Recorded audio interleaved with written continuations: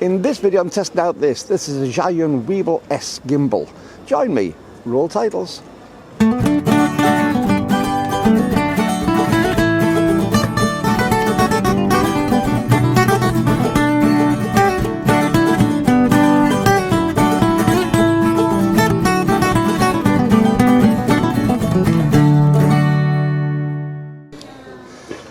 Well, hi YouTube, Brian James, I'm making for third guy with you once again, and in this video I'm looking at this is my Zhiyun, I don't know how to pronounce that properly, it'll probably be wrong, Weebil-S video, named after a bird I believe, very small bird. So I'm in the middle of Carlisle at the moment in selfie mode, and I bought this because, well, a few of you complained about the fact that some of my videos are a bit shaky, so we're going to see what it's like, how shaky it really is.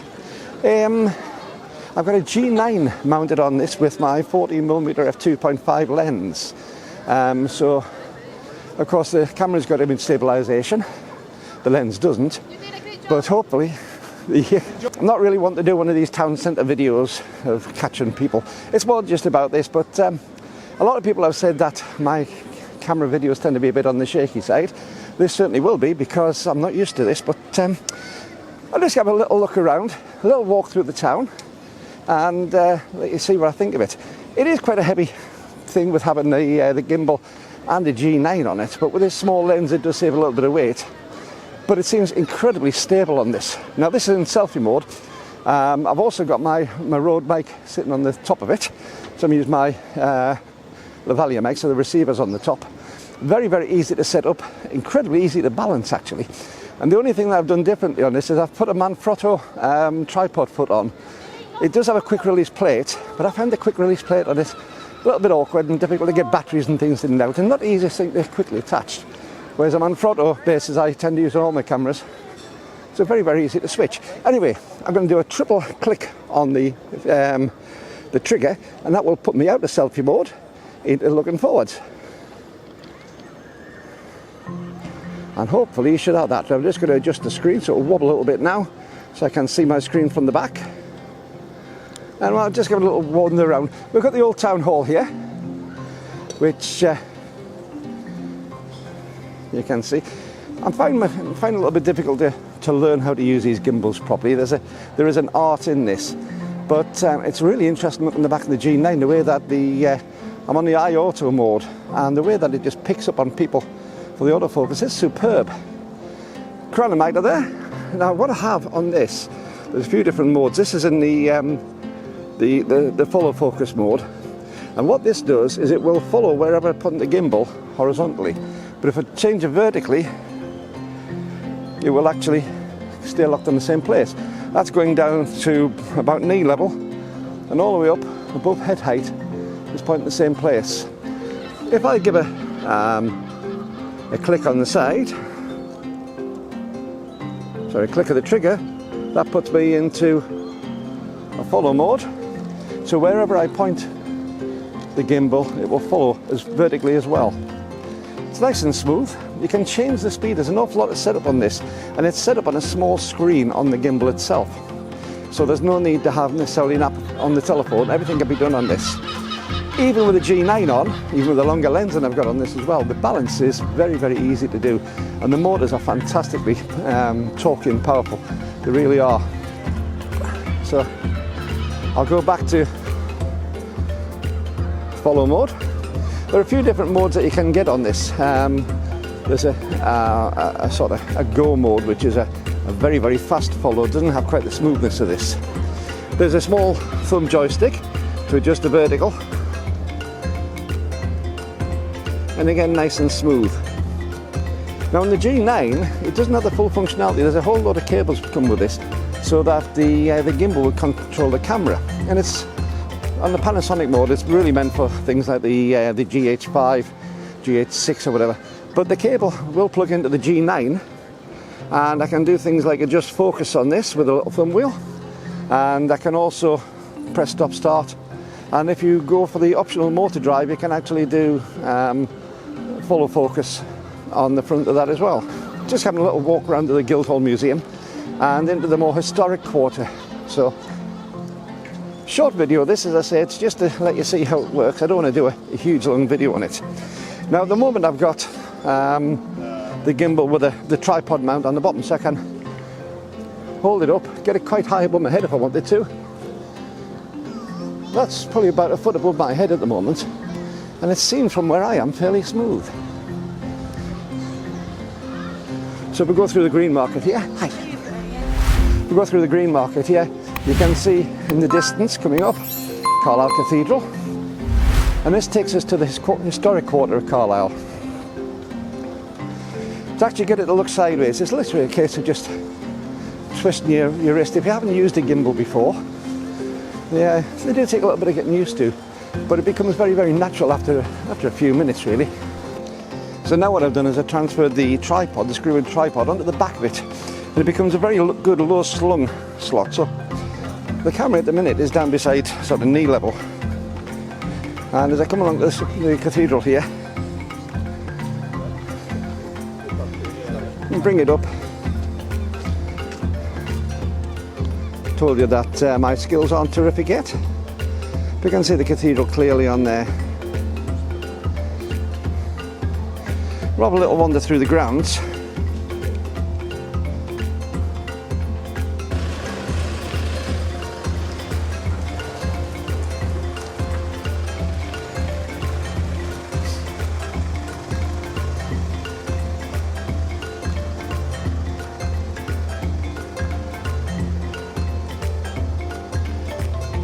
The biggest problem I find is I'm walking around my own town with a camera in my hand is I meet too many people that I know, so I have to keep on stopping filming to say hello to them all. Never mind, we're going to the cathedral grounds now. And as I say, this is still in the low slung position, so it'll give you a bit of an idea as to what it's like. Now I'm not doing the ninja walk and things like that. One, I look silly doing it. I look silly enough carrying a gimbal around in the first place. And two, I can't even walk in a straight line normally because I'm getting so old and so unfit, so doing a ninja walk around the place is not going to help. So this is actually going to be quite a bumpy gimbal shot comparison to what some can do. But if you're taking it, you've got somebody who's got a hip replacement, walks with a limp, and they're still carrying a 4-pound sort of system around with them, then you'll see how good the gimbal is.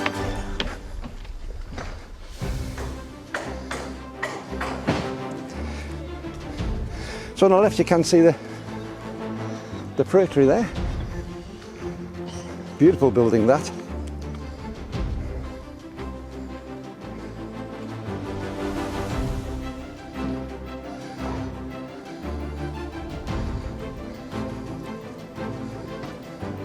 There's been quite a bit of redevelopment here, looking after the building itself, but also adding a more modern sort of restaurant area at the front.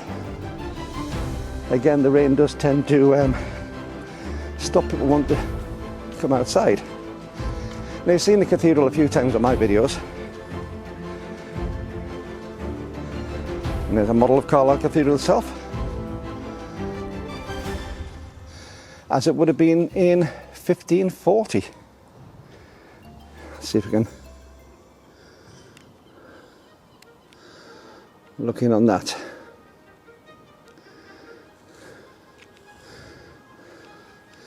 We're going to exit the cathedral grounds down towards Abbey Street and on the Paternoster Row.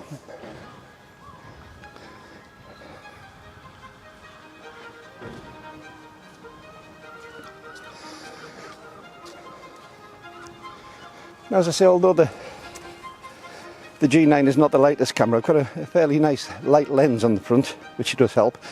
And as I say, I also fitted a Manfrotto plate. It still has its own quick release plate on because that also acts as the slider, but this allows me to take the camera off easily and change the batteries without any hassle at all.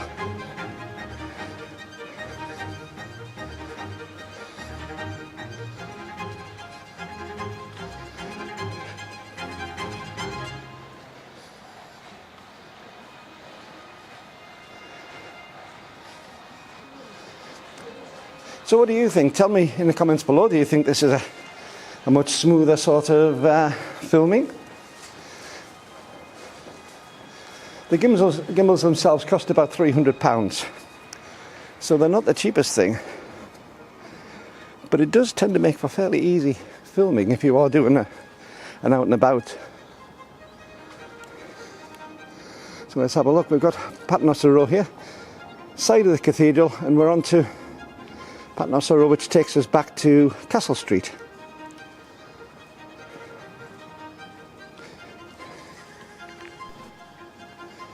Now, although I've got the G9 on this gimbal really isn't just designed for Micro Four Thirds cameras. It works perfectly well with things like the Canon 5D or whatever, certainly the mirrorless Canons, well within its weight range. Even with fairly long lenses, there is a support if you have long lenses too. But the Micro Four Thirds with the smaller lenses that they tend to have, I tend to think does quite favour this gimbal, even though the G9 is the heaviest camera of the lot that I own. Let's just have a little swing around and we'll see how it tracks. As I say, I'm just wandering along. I do walk with a limp anyway, so you're always going to get some vibrations from it. Now the little tripod actually will lock into the underslung position, so there's no chance of it undoing and falling off, which is really good.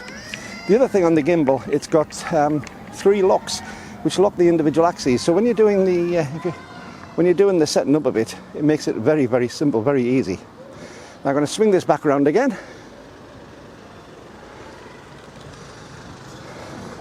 And I'm going to put the tripod out and hopefully lift this up a little touch. And I should be able to do a piece to camera here. So yeah, great little gimbal. I found it really, really easy to use. Very easy to set up. The balance was incredibly easy, even with different cameras on.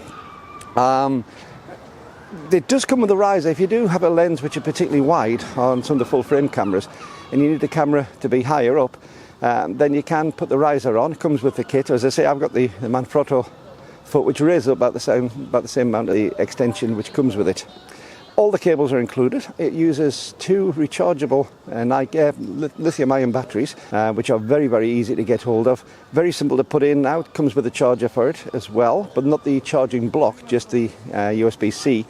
In fact, most of the connections on this are USB-C, which is really, really good. Very, very fast recharge times. Overall, I think this is fantastic.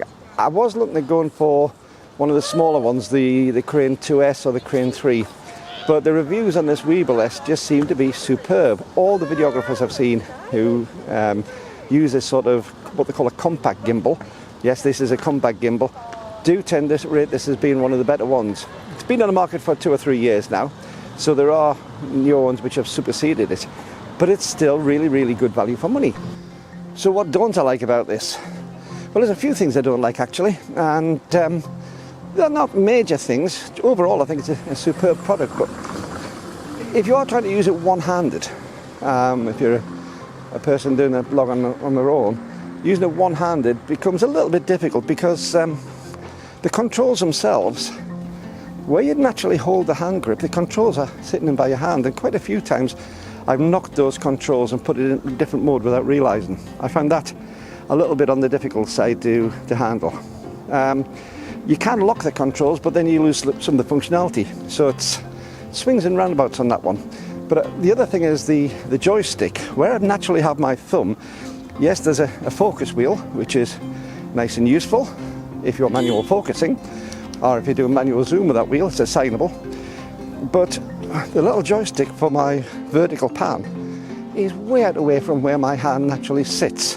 Now if I'm doing it two-handed like this, then I can pan up and down fairly easily because it comes to hand underneath my thumb. But that's not a natural way to walk for me. So as a one-handed device, I find it a little bit awkward. What do I like? I think the auto setup function is absolutely wonderful. You get the cameras balanced as best you can on the gimbal. Then you can go into the auto mode and it goes through a self-check and a self-level. It takes seconds to do, can be done over and over again, and if you feel like slipping out at all, and it just makes things incredibly easy. So just to wrap things up, we're on Castle Street at the moment. We can see the cathedral in the background. If we were to carry on down Castle Street, we would get to the castle itself, past the old Bullows and then Hooper's shop here. Sadly, empty and sadly closed down on Castle Street here, and we're heading back off towards Scotch and English Street, where we started this video off. So if you are a gimbal user, if you use whatever gimbal you use, drop me a comment below. I'm really interested to know how you get on with it. I know that for still photographers, this maybe isn't that interesting for you, but there again, I'm the Micro Four Thirds guy. Micro Four Thirds do videos as well as stills. But if you're a gimbal user, let me know what you've got. Let me know how you get on with it. If you are a Weebil-S user, especially let me know how you've got on with it. Do you find it a good piece of kit to use? Do you find it awkward? Do you find it easy? What do you think?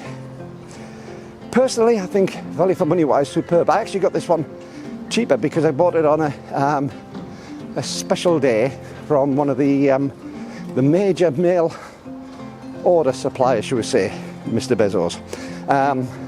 So it was down at about £245, so much better value for money for me on that one.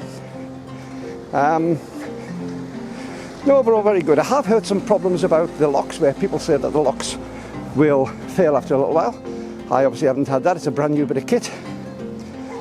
Let's just take a little wander down. I can see Fisher Street and back to the Guildhall Museum there, and the back of the town hall.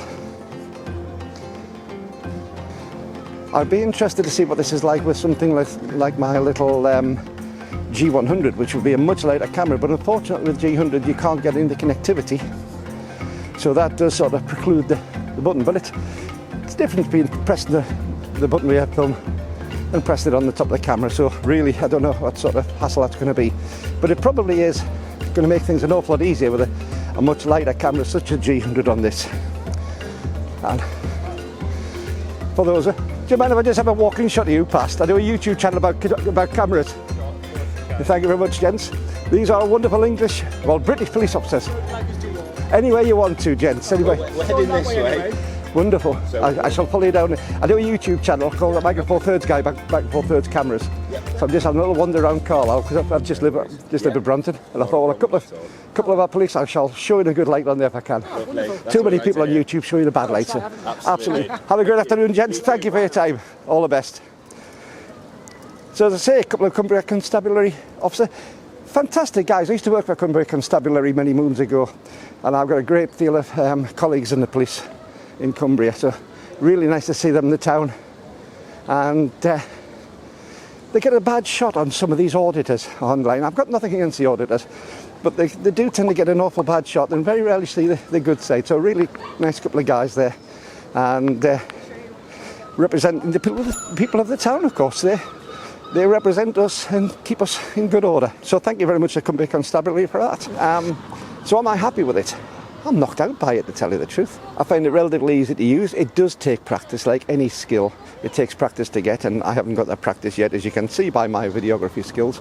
But I think insofar as getting rid of the shaky hand syndrome, I think it's a winner. The other thing that I'm really keen on getting into this is doing more elaborate videography with it. It does give you the opportunity to do some really interesting shots, which I haven't done as yet. That's a whole avenue for me to explore, to get into more the videography side than just doing the vlogging. But at the moment, as a vlogging tool, I think it's very, very good. So we'll see what happens with it. Let me know in the comments what you think. I'm really interested to see. Yeah, tell me what you think of this.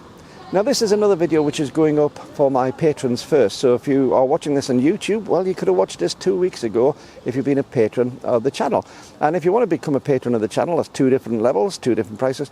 Have a look down below and you'll see a link to my patron page.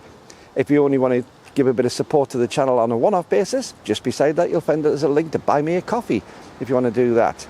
But apart from that, have a look on the patron page. And if you are a patron, you'll have seen this in advance. Thank you to all my patrons who support the channel. You really are special people.